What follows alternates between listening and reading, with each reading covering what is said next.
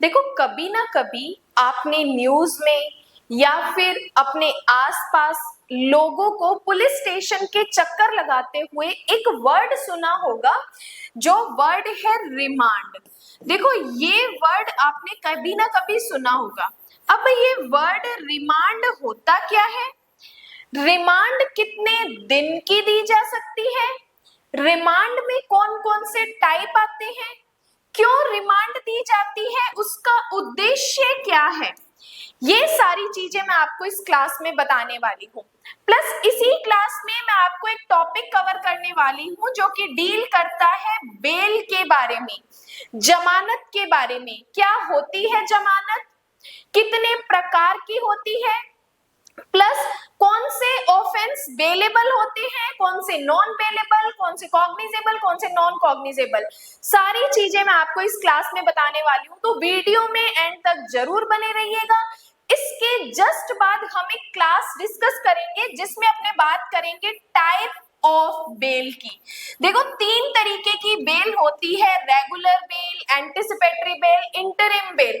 इन तीनों का क्या मतलब होता है, ये बात मैं आपको नेक्स्ट क्लास में बताऊंगी। इस क्लास का मेन ऑब्जेक्ट दो वर्ड पे फोकस करना है, एक रिमांड और दूसरा बेल। तो वीडियो में एंड तक जरूर बने रहिएगा। मैं पूरी कोशिश करूंगी कि आपके सारे डाउट्स मैं इस क्लास में क्लियर कर सकूं। तो चलिए स्टार्ट करते हैं बिना देरी के। देखो, सबसे पहले ये समझना जरूरी है कि ये जो रिमांड वर्ड है इसका मतलब क्या है। देखो, रिमांड का मतलब होता है हिरासत। मतलब कि एक व्यक्ति जिसने अपराध किया है उसको हम क्या कर सकते हैं, हिरासत में ले सकते हैं।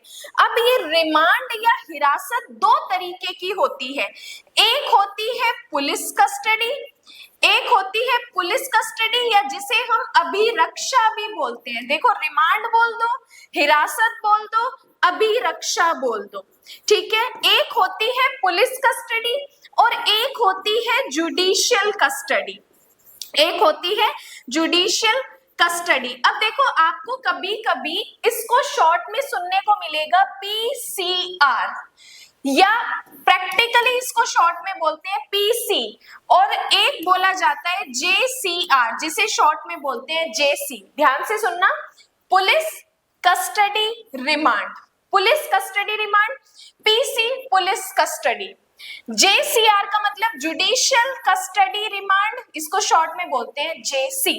अब देखो, ये पुलिस कस्टडी या जुडिशियल कस्टडी कब दी जाती है, प्लस जब पुलिस कस्टडी या जुडिशियल कस्टडी दी जाती है तो उस एक्यूज्ड के क्या राइट्स होते हैं। पुलिस कस्टडी या जुडिशियल कस्टडी मैक्सिमम कितने दिन की होती है, ठीक है। अब सुनना, जब एक अभियुक्त व्यक्ति जब अपराध करता है, अपराध करता है तो अपराध करने के बाद उसकी क्या होती है, एफआईआर होती है। जब पुलिस को पता चलता है कि इस एक्स व्यक्ति ने अपराध किया है तो पुलिस क्या कर लेती है, उसे पुलिस कस्टडी में ले लेती है, मतलब उसे अरेस्ट कर लेती है, हिरासत में ले लेती है। अब जब इस एक्स व्यक्ति ने अपराध किया, अपराध करने के बाद जब पुलिस ने इसे पकड़ा, एक तरीके से पुलिस ने क्या कर दिया, उसे अपनी कस्टडी में ले लिया। अब देखो, जनरल रूल ये कहता है कि जब भी पुलिस को कोई इंफॉर्मेशन मिलती है अपराध के बारे में तो 24 घंटे के भीतर वो क्या करेगी, उसे मैजिस्ट्रेट के सामने पेश करेगी, ठीक है। 24 घंटे के अंदर इस व्यक्ति को जिसको इसने हिरासत में ले रखा है मैजिस्ट्रेट के सामने पेश करेगी। अब जब मैजिस्ट्रेट के सामने पेश करेगी तो ये पुलिस क्या कहेगी, मैजिस्ट्रेट को एप्लीकेशन लगाएगी कि सर हमें इस मैटर में इन्वेस्टिगेशन करना है, इन्वेस्टिगेशन करना है तो आप हमें इस एक्यूज्ड पर्सन को पुलिस कस्टडी में दीजिए। अब यहाँ पे पुलिस क्या कर रही है, फर्स्ट क्लास मैजिस्ट्रेट के पास एप्लीकेशन लगा रही है कि सर इस व्यक्ति को हमें हिरासत में दीजिए, क्यों, क्योंकि हमें इन्वेस्टिगेशन करना है। अब ये मैजिस्ट्रेट क्या कर सकता है, पुलिस कस्टडी दे सकता है, लेकिन एक बार में पुलिस कस्टडी कितने दिन की हो सकती है, मैक्सिमम 15 डेज की हो सकती है, 15 दिन की हो सकती है। अब जब 15 दिन की पुलिस कस्टडी मैजिस्ट्रेट देता है तो इस 15 दिन के बाद पुलिस को फिर से मैजिस्ट्रेट के सामने पेश होना पड़ेगा विद इस एक्यूज्ड पर्सन के साथ में, इसको भी लाना पड़ेगा। अगर इसको नहीं लाते और फिर से पुलिस क्या मांगती है, आगे कस्टडी मांगती है, तो कोर्ट यहाँ पे मना कर देगा कि नहीं, जब तक इसको पेश नहीं करोगे तब तक आपको पुलिस कस्टडी नहीं मिलेगी। अब देखो, जब पुलिस मैजिस्ट्रेट के सामने आई और मैजिस्ट्रेट से कस्टडी मांगी तो मैजिस्ट्रेट ने दे दी इन्वेस्टिगेशन करने के लिए।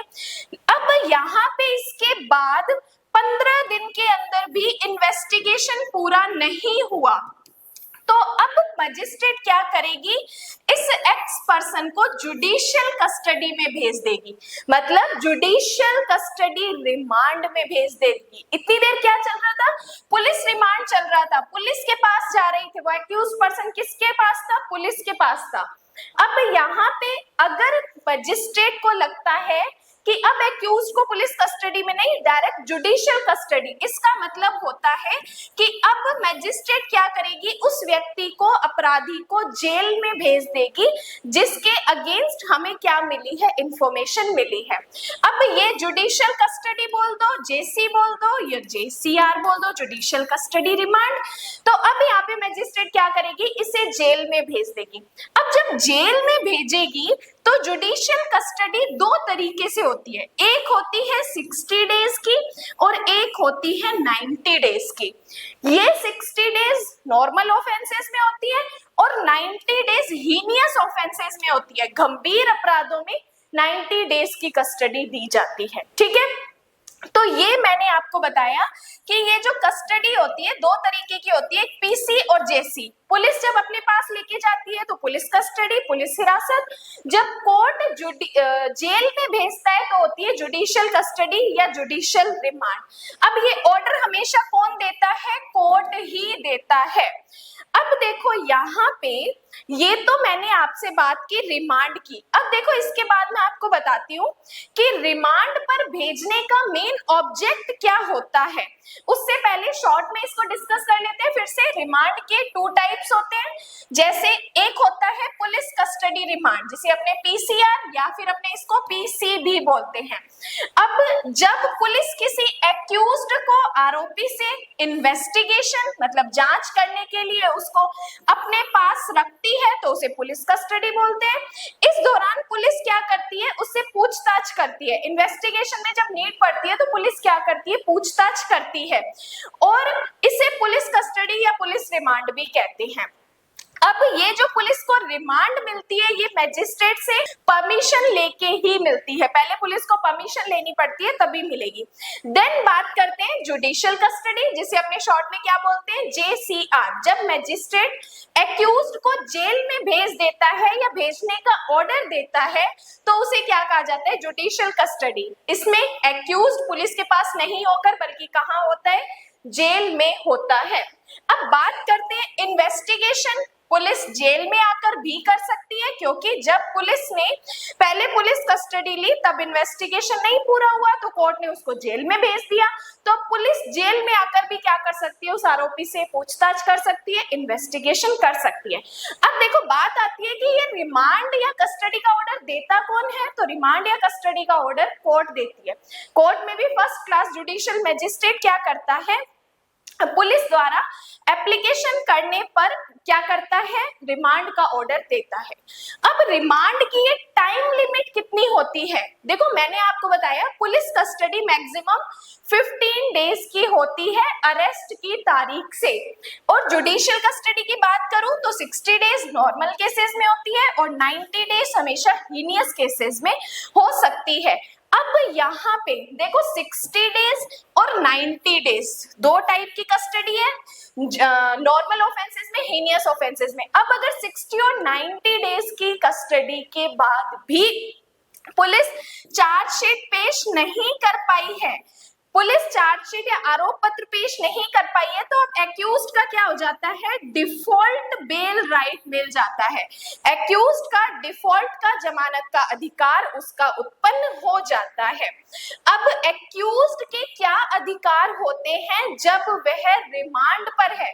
अब रिमांड चाहे पीसी हो चाहे जेसी हो, दोनों ही टाइम पे एक्यूज्ड के राइट सेम होंगे, मतलब अधिवक्ता से मिलने का अधिकार होगा, टॉर्चर ना हो उसका, इस चीज का ध्यान रखा जाएगा, प्लस मेडिकल चेकअप भी जरूरी होता है। तो ये अधिकार उस व्यक्ति के होते हैं जो उस टाइम पे कस्टडी में होते हैं। अगर वो व्यक्ति चाहे तो इसके लिए क्या कर सकता है, कोर्ट को कह सकता है कि मेरे साथ मारपीट हुई है, पुलिस कस्टडी के दौरान मेरा मेडिकल एग्जामिनेशन करवाया जाए। अब रिमांड ऑर्डर हमेशा कोर्ट में दिया जाता है जो कि ओपन प्रोसीडिंग होती है, लेकिन ये रिमांड देने का पर्पस क्या होता है, मेन उद्देश्य क्या होता है रिमांड देने का, चाहे वो पुलिस की रिमांड है चाहे जुडिशियल रिमांड है। देखो, इन्वेस्टिगेशन कंप्लीट करना, अगर हम रिमांड दे रहे हैं तो उसका मेन ऑब्जेक्ट क्या होता है, इन्वेस्टिगेशन कंप्लीट की जा सके। देन इसके बाद बात करते हैं सफिशिएंट एविडेंस, सबूत कलेक्ट करना, to collect the evidence remand का मेन ऑब्जेक्ट होता है, और एक्यूज्ड से और इंफॉर्मेशन लेना। अगर एक्यूज्ड को हम रिमांड पर नहीं लेंगे तो इससे क्या हो जाएगा, एक्यूज्ड को हम ढूंढते थोड़ी फिरेंगे कि एक्यूज्ड कभी किधर है कभी किधर है। तो इसलिए एक पार्टिकुलर उसे रिमांड में रखा जाता है ताकि जब जब हमें जरूरत पड़े, जिस टाइम हमें क्वेश्चन पूछने की जरूरत पड़े, तब हम उससे पूछ सके। ये होती है रिमांड। अब देखो, एक वर्ड तो मैंने आपको बताया रिमांड, इसी के साथ एक वर्ड हम पढ़ते हैं बेल, जमानत। अब देखो, जमानत के बारे में वेरी इंपॉर्टेंट चीजें मैं आपको इस क्लास में बताने वाली हूँ। उससे पहले आप एक वर्ड समझो कि ये जमानत होती क्या है। देखो, जमानत का मतलब होता है कि व्यक्ति को छोड़ना, व्यक्ति को क्या कर देना, छोड़ना। अब ये जो जमानत होती है ये तीन तरीके की होती है। एक होती है रेगुलर बेल, एक होती है एंटीसिपेटरी बेल, और एक होती है इंटरिम बेल। अब मैं आपको फिलहाल इस क्लास में सिर्फ जमानत के बारे में कुछ इंपॉर्टेंट बेसिक चीजें बताऊंगी। उसके बाद नेक्स्ट क्लास में हम इन तीनों बेल्स को डिटेल में विद केस लॉज और एग्जांपल डिस्कस करेंगे। देखो, बेल का मतलब मैंने आपको बताया छोड़ना। जब एक व्यक्ति के द्वारा अपराध करने का संदेह है तो वो व्यक्ति क्या कर सकता है, जब उसे कस्टडी में लिया जाता है तो बेल की एप्लीकेशन लगा सकता है। अब ये बेल की एप्लीकेशन तब लगा सकता है जब ऑफेंस बेलेबल हो। अब ये क्या फंडा है, bailable, non bailable, cognizable, non cognizable.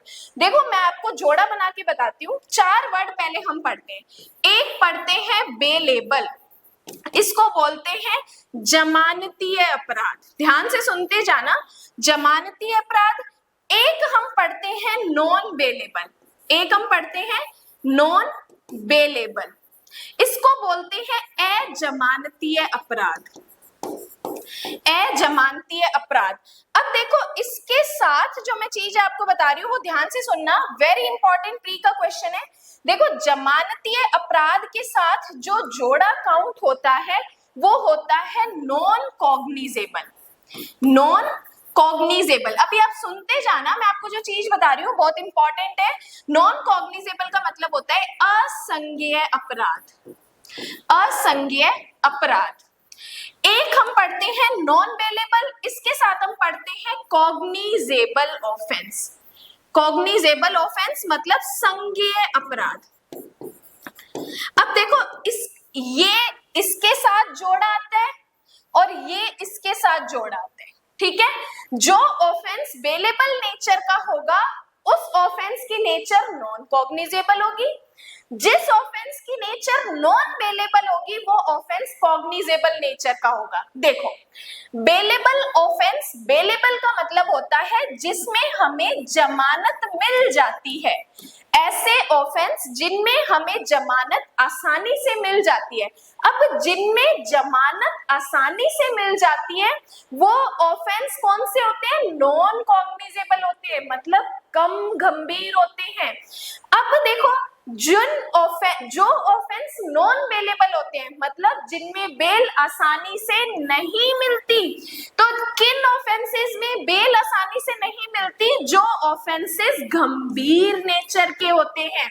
अब मान लो एक व्यक्ति रेप का ऑफेंस कर रहा है, तो रेप क्या है? एक गंभीर अपराध है, हीनियस ऑफेंस है। तो क्या रेप के ऑफेंस में बेल इजीली मिल जाएगी? नहीं मिलेगी। इसलिए रेप के ऑफेंस की नेचर क्या होती है? नॉन बेलेबल होती है और कॉग्निजेबल होती है। तो इसलिए इसके बाद एक बात करते हैं गैंग रेप। गैंग रेप की नेचर, अब आप खुद सोचो कि गैंग रेप करना एक हीनियस ऑफेंस है, गंभीर अपराध है। क्या उसमें जमानत मिलनी चाहिए? नहीं मिलनी चाहिए। तो जिसमें जमानत नहीं मिलती वो नॉन बेलेबल नेचर, और वो क्या होता है? कॉग्निजेबल नेचर का माना जाता है। तो इसलिए जमानत का अधिकार एक डिफॉल्ट राइट भी है और एक हमारा फंडामेंटल राइट भी है, हमारा मूल अधिकार भी है जमानत लेना। तो जब बेल के बारे में कुछ चीजें पढ़ते हैं तो इन चीजों के बारे में आपको पता होना चाहिए। अब देखो बात करते हैं, मैंने आपको एग्जांपल बताए कि नॉन बेलेबल और कॉग्निजेबल नेचर के रेप और गैंग रेप। अब बेलेबल और कुछ एग्जांपल्स, जैसे एक ऑफेंस हम पढ़ते हैं पीछा करना, स्टॉकिंग। बहुत बार देखा है कोई लड़का मार्केट में पीछा करता है। या फिर एक ऑफेंस हम पढ़ते हैं दृश्य रतिकता, मतलब कि जब कोई फीमेल पर्सन अपना कोई प्राइवेट काम कर रही है, लाइक नहाने का, कपड़े चेंज करने का, उस टाइम पे अगर कोई व्यक्ति उसे एक टक निहारता है, घूरता है, तो वो ऑफेंस होता है दृश्य रतिकता। अब इन ऑफेंस की नेचर कौन सी है? बेलेबल नेचर है और नॉन कॉग्निजेबल नेचर है। इसमें क्या, इन ऑफेंसेस में क्या मिल सकती है? इजीली बेल मिल सकती है क्योंकि ये कम गंभीर अपराध माने जाते हैं। तो हमेशा ये प्री पॉइंट ऑफ व्यू का ये जोड़ा पूछा जाता है और ये पूछा जाता है। इस तरीके से आप इनके एग्जांपल्स भी यहाँ पे बता सकते हो। अब देखो इसके बाद मैं आपको एक सिंपल और डेफिनेशन बताती हूँ कि बेल का क्या मतलब होता है। बेल का मतलब है कि किसी व्यक्ति को किसी अरेस्ट व्यक्ति को टेम्परेरी तरीके से, अस्थायी तरीके से उसको आजादी मिलना। लेकिन ये टेम्परेरी बेल कुछ टाइम के लिए होती है, जिनमें उस व्यक्ति के ऊपर कुछ कंडीशंस लगाई जा सकती है कि भाई जब जब तेरे को बुलाएंगे तब तब तेरे को आना पड़ेगा, तू भारत छोड़कर नहीं जाएगा और तू विटनेस को नहीं धमकाएगा। इस तरीके की कंडीशंस लगा के कोर्ट क्या कर सकती है? व्यक्ति को जमानत दे सकती है। अब जमानत देने का काम कोर्ट भी कर सकती है और जमानत देने का काम पुलिस भी कर सकती है। तो ये यहाँ पे मैंने आपको बताई है कुछ चीजें बेल और रिमांड के बारे में।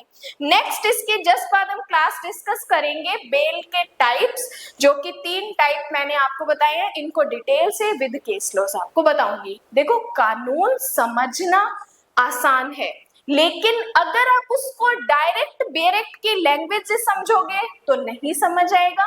पहले उसको आसान भाषा में समझना होता है, देन बेरेक्ट पे जाना होता है, ताकि चीजें हमें समझ आ सके। ये वीडियो आपको कैसी लगी है उसके लिए कमेंट करके जरूर बताएं। क्लास को लाइक नहीं किया तो लाइक कर देना और अपने फ्रेंड्स के साथ जरूर शेयर करना। और अपनी यूट्यूब पे BSA की 59 रुपीज की मेंबरशिप में डेली 8 बजे लाइव क्लासेस चल रही है और डेली 7 बजे पब्लिक में यूट्यूब पर हिंदू लॉ की क्लासेस चल रही है। अगर आपने वो क्लासेस अभी नहीं देखी है तो फटाफट मेंबरशिप ज्वाइन करके देख लीजिए और हिंदू लॉ की क्लास हर एक स्टूडेंट यूट्यूब पे देख सकता है। तो फटाफट MD लॉ क्लासेस पे जाइए और लाइव क्लासेस में चेक कीजिए। बाकी आज के लिए धन्यवाद।